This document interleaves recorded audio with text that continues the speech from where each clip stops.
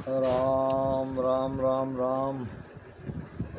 साधु भाई बिन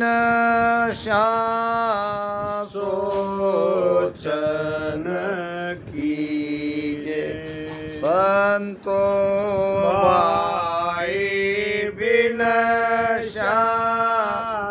सोचन कीजे, करता करे सो सब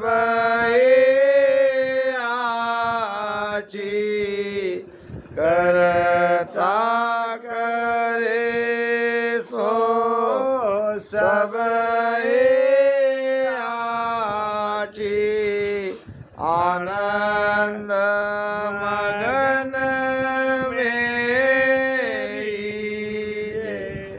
साधु भाई बिन सोचन कीजे, संतो भाई बिन सोचन कीजे। मात पिता सुत नार कुलंत, सब करतार बनाया, मेरे राम सब करतार बनाया। सायब दम आवलिक दीनी, सायब दम आवलिक दीनी, हुकम बंध्या सब आया। साधु भाई बिन सोचन कीजे, संतो भाई बिन सोचन कीजे, करता करे सो सब आची, करता करे सो सब आची, आनंद मगन मेरी जे, साधु भाई बिन सोचन कीजे, संतो भाई बिन सोचन कीजे। साईं रखे जहां सरेवे, जावे जेता जावे, मेरे राम जावे जेता जावे, तारे राम जन्म दे करता, तारे राम जन्म दे करता, हर मारन को आवे। साधु भाई बिन सोचन कीजे, संतो भाई बिन सोचन कीजे, करता करे जो सब आची, करता करे सो सब आची, आनंद मगन मेरी जे साधो भाई बिन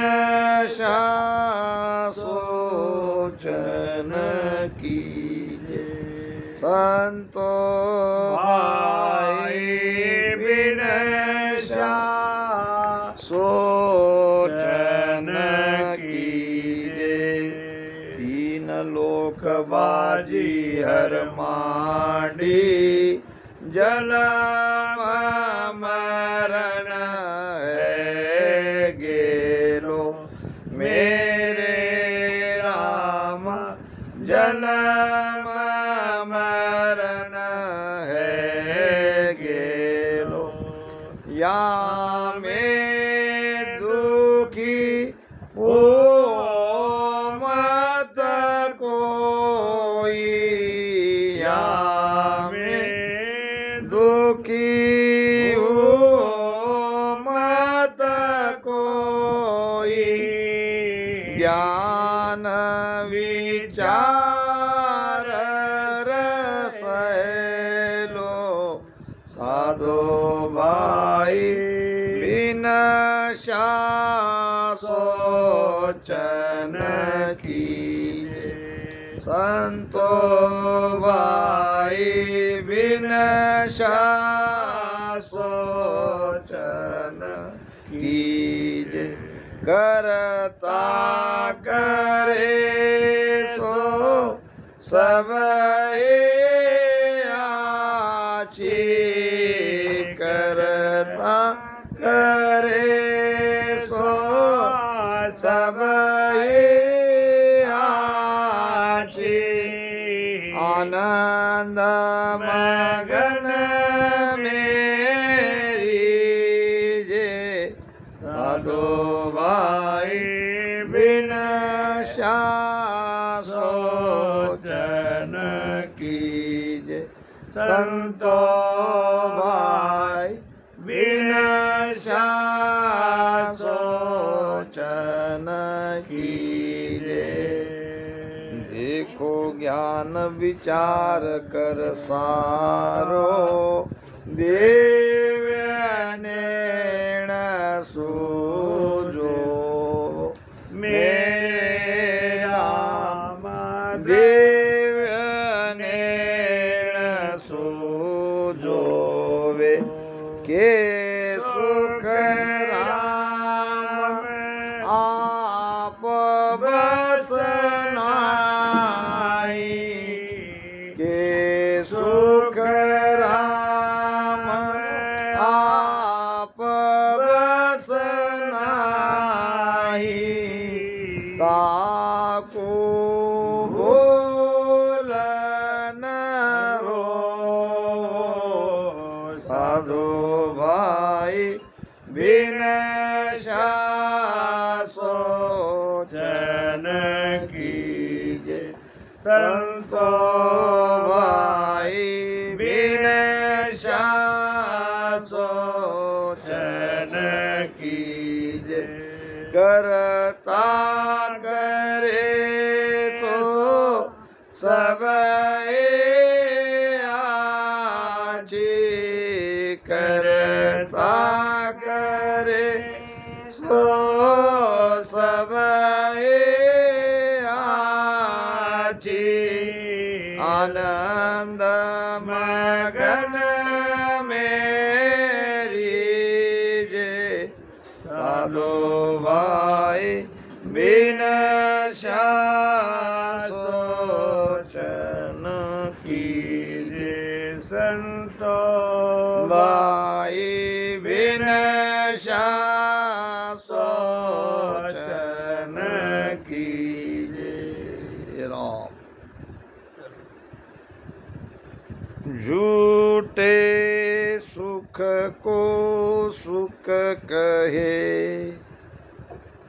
मानत है मन मोद जगत चबेला काल का कुछ मुख में कुछ गोद। झूठे सुख को सुख कहे। इस मृत्यु लोक में हम कुछ दिन के लिए आए हैं, थोड़ा बहुत सुख मिल भी रहा है, मगर ये झूठा है। संसार के इस झूठे सुख को हम सुख मान के बैठे हैं, ये मन मान रहा है, मगर हम ये भूल जाते हैं कि ये सारा संसार, सारा जगत काल का आहार है। काल सबको खा रहा है। कुछ तो काल के मुख में चले गए और बाकी जो बच्चे हैं वो सब जाने वाले हैं। इसलिए सत्य को पहचानो, झूठ पे ध्यान मत दो। ये सब माया है, जो चर्म चक्षु से हम देख रहे हैं, ये सब माया है। और माया बड़ी दुखदाई है। जैसा कि महाराज फरमाते हैं, कोई वस्तु अगर विनाश होने वाली है तो उसके नाश होने पर दुखी नहीं होना चाहिए। साधो भाई बिनस्या सोचन कीजिए। जो वस्तु जाने वाली है वो जाएगी। अब जो चली गई है उसके बारे में मत सोचो। अब जो समय हमारे पास है, जो बचा है, जो श्वासा अभी है, उसका उपयोग कैसे करना है इसके बारे में सोचो। काल के हाथ में सब कमान, क्या बूढ़ा क्या जवान। सारा सूत्र काल के हाथ में है। उसकी मर्जी, जिसको उठाना चाहे वो उठा लेता है।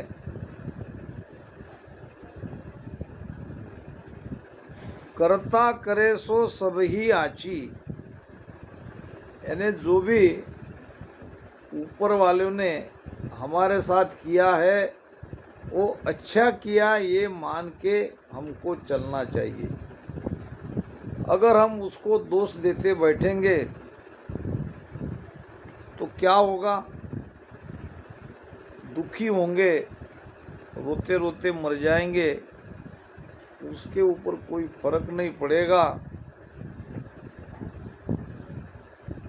एक स्त्री थी जिसका एक जवान बेटा था, एक ही बेटा था।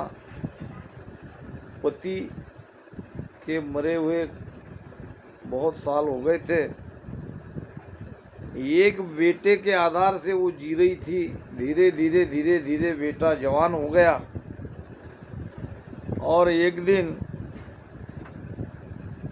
खेत में काम करते करते उस बेटे को सर्प ने डस लिया। वार्ता गांव में फैल गई, उसके माता के कान तक गई। माता भागती भागती गई, देखा तो बेटा मर चुका था। बेटे के मरने के बाद माँ बहुत दुखी हो गई। सदमे में आके सांप को कहने लगी, क्या तुम्हें और कोई मिला ही नहीं? मेरा ही बेटा मिला। मेरे ही बेटे को तुमने काटा, उसे मार डाला, उसे क्या मिला तुमको? अब इतने में सांप आ गया और वो भी मनुष्य की जबान में बोलने लगा, माता जी इसमें मेरा कोई दोष नहीं है। मैंने आपके बेटे को काटा ही नहीं। माता जी देखने लगी इधर उधर, कौन है बोलने वाला? तो वही सांप खड़ा था। वो कहने लगा, काल ने मेरे शरीर में प्रवेश किया और काल ने आपके बेटे को डसा, मैंने नहीं। मेरा उपयोग काल ने जरूर लिया। काल ऐसे ही आता है, किसी न किसी माध्यम से, किसी न किसी निमित्त से हमें पता नहीं चलने देता। फिर माताजी रोके यमदूत को कोसने लगी, इतनी सारी दुनिया है, इस सारी दुनिया में तुम्हें मेरा ही बेटा मिला जो तुम काल बन के सर्प के शरीर में प्रवेश करके उसे डस लिया और मार डाला। यमदूत आके हाथ जोड़ के खड़ा हुआ, माताजी इसमें मेरा कोई दोष नहीं, हमारे ऊपर यमराज बैठा है, यमराज हमें आदेश देता है, जिसको लाना है उसको हम लेके चले जाते हैं। अब माताजी यमराज को कहने लगी कि तुमने मेरे बेटे को क्यों बुला लिया। यमराज आया, कहने लगा माताजी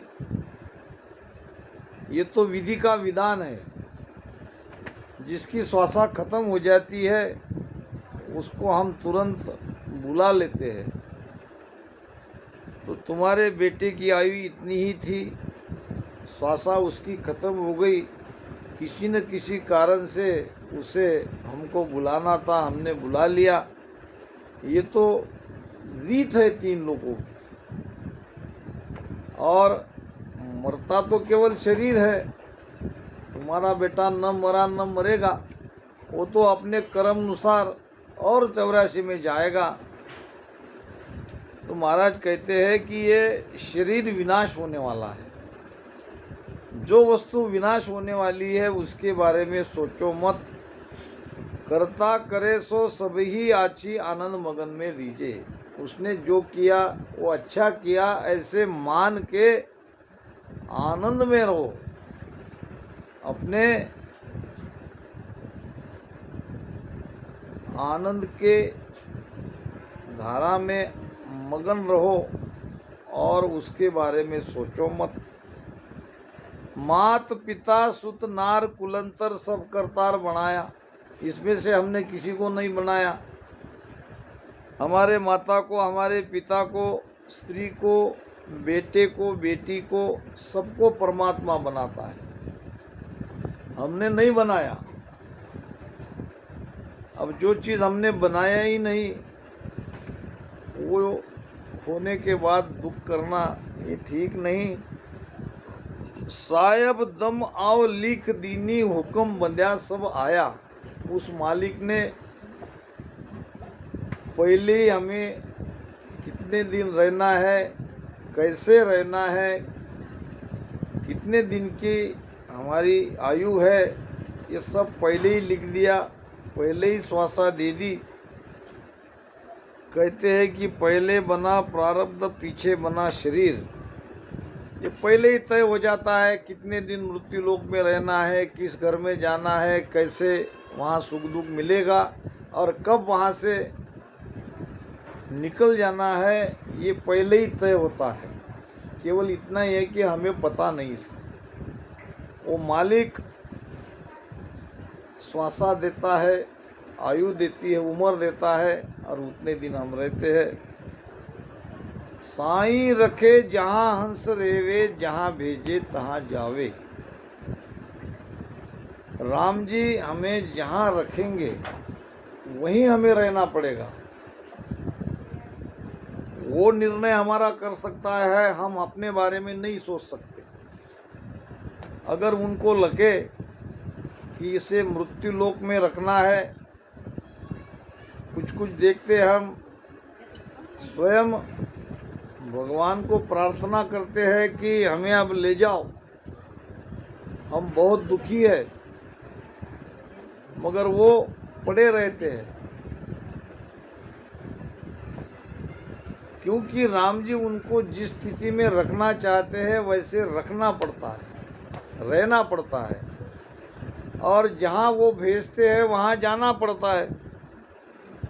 अभी हमें वो मृत्यु लोक में रख रहे हैं, जब तक उसकी मर्जी रहेगी तब तक हम रहेंगे।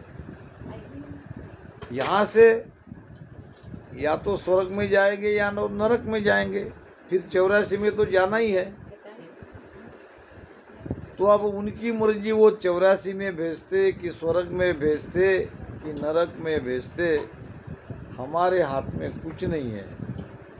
महाराज फरमाते हैं, राम तारी दाय पड़े जो कीजे, प्रभु तारी दाय पड़े जो कीजे, भावे मोख मुगत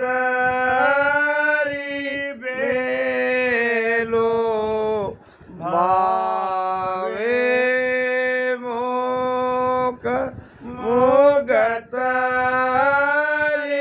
बेलो, भावे दोदक दीजे, राम तारी दाय पड़े जो कीजे, प्रभु तारी दाय पड़े जो कीजे। दाय नाम इच्छा है। राम जी की जैसी इच्छा होगी वैसा होगा।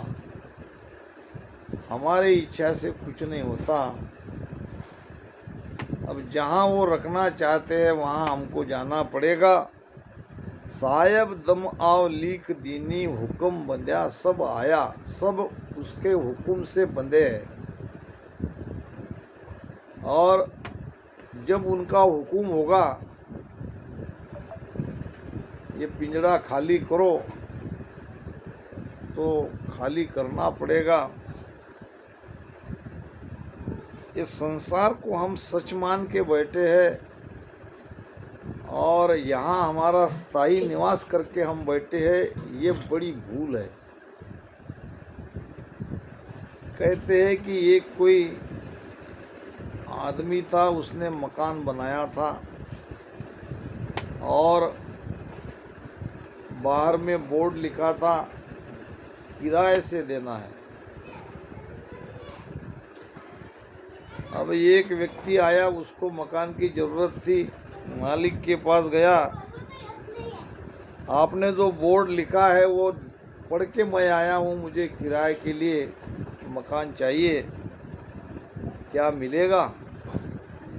उस आदमी ने कहा पहले देख लो, अगर पसंद आ गया तो फिर आगे बातचीत होगी। अब जिसको ज़रूरत थी उसने मकान को देखा, बढ़िया था, सब सुविधा थी। फिर कहा कि क्या किराया लोगे? मकान मालिक ने कहा एक पैसा भी नहीं चाहिए, आराम से जितने बरस रह सकते हो उतने बरस रहो।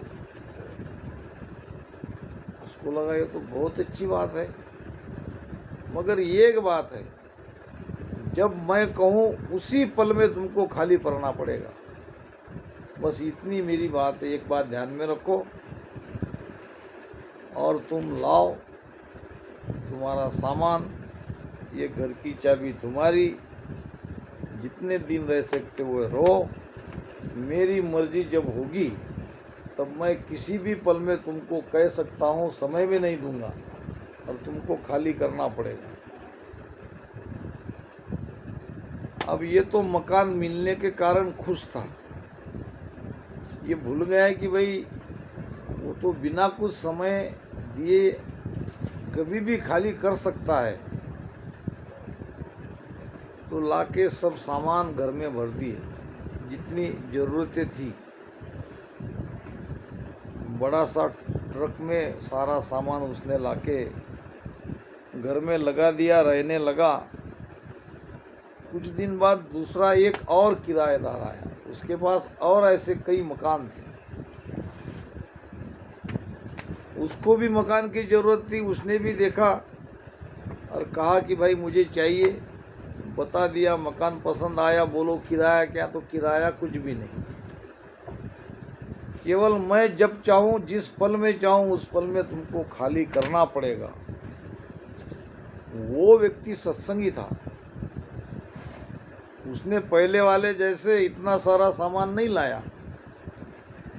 एक जोड़ी कपड़े में आया, रहने लगा, क्या पता ये कल कह दे निकलो। फिर अपने उठाए कपड़े की चले। अब दोनों दो तरह के किराएदार मकान में रहने लगे। एक दिन मालिक आया और दोनों को कहने लगा चलो मेरा मकान खाली करो। अब दूसरा वाला तो एकदम उठाए कपड़े की निकला, किराया तो देना लेना है ही नहीं, मगर पहले वाला बहुत परेशान हो गया। तुमने समय नहीं दिया, अब कहाँ से इतना सारा सामान कैसे ले जाएंगे, कहाँ देखेंगे रूम, वो मुझे मालूम नहीं। मैंने तुमसे 1 रुपया किराया नहीं लिया और मैंने पहले ही कहा था। अब देर मत करो, नहीं तो सामान के साथ बाहर फेंक दिया जाएगा सबको। यही हाल हमारा है। हम संसार में आए हैं तो हमको उस दूसरे वाले के जैसे रहना चाहिए। अपना एक जोड़ी कपड़ा लिया चले जाने के लिए, कब पता हमारी श्वास रुक जाए, कब पता मौत हमारी हो जाए। और जब सारा पसारा करके बैठते हैं तो ये छोड़ के जाने में बहुत दुख होता है। तो ये तो काल का देश है, यहाँ तो ये होने ही वाला है। तो महाराज कहते हैं 3 लोक बाजी हर मांडी, जन्म मरण है गेलो। गेलो नाम रास्ता। ये 3 लोक है, स्वर्ग मृत्यु पाताल। इसमें 2 रास्ते हैं, 2 द्वार है। एक द्वार है जन्मने का, एक द्वार है मृत्यु का। जन्मा तो भी वो 3 लोक में ही है, मरा तो भी वो 3 लोक में ही है। ये हमारी धारणा है कि मृत्यु के बाद सब खत्म हो जाता है, कोई मरता नहीं है। मन मरे न माया मरे, मर मर गए शरीर, आशा तृष्णा ना मरे, यूं कहे दास कबीर। मरा तो ये वैष्णव का शरीर मरा, वो तो अब जाएगा परलोक में। अब कर्म अनुसार उसको आगे शरीर धारण करना पड़ेगा, कर्म अनुसार उसकी गति होगी। और हम वो चला गया इसलिए उसके बारे में रो रहे हैं। महाराज कहते कि मत रो भाई। हंस चलो घर आपने, मत रो भाई, जिनवा को यहाँ भेजिया, ताही लियो है बुलाई। हंस चलो घर आपने, मत रो भाई। अब उसके लिए मत रहो, जिन वाकू यहाँ भेजिया, जिसने उसे इस चौधरी परिवार में भेजा था, उसने कहा कि वापस आ जाओ, अब तुम्हें वहाँ रहना नहीं है। और वो वापस चला गया और हम उसके लिए दुखी है। अब वो आएगा कभी नहीं। तो इसलिए इस सत्य को, इस हकीकत को हमको ध्यान में रखना है। जिंदगी और भी है और जीना है।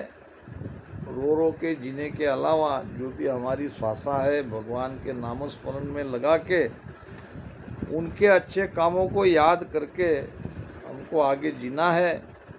3 लोक बाजी हर मांडी, जन्म मरण है गेलो। यामे दुखी वो मत कोई, ज्ञान विचार और सहलो। ज्ञान से विचार करके देखो कि ये महाराज की बात सच है कि झूठ है। क्योंकि जो गया ही नहीं है और जिसको तुम गया गया करके रो रहे हो, ज्ञान दृष्टि से विचार करके देखो,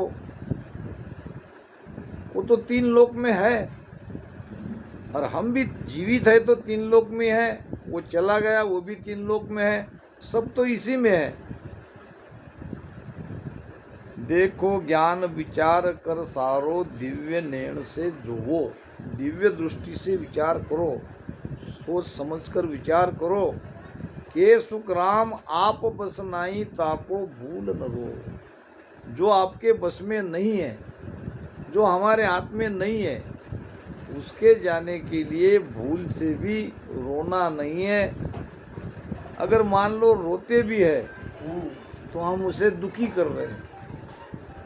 रोने से वो दुखी होता है और यमदूत उसे तरह तरह की यातना देते हैं। इसलिए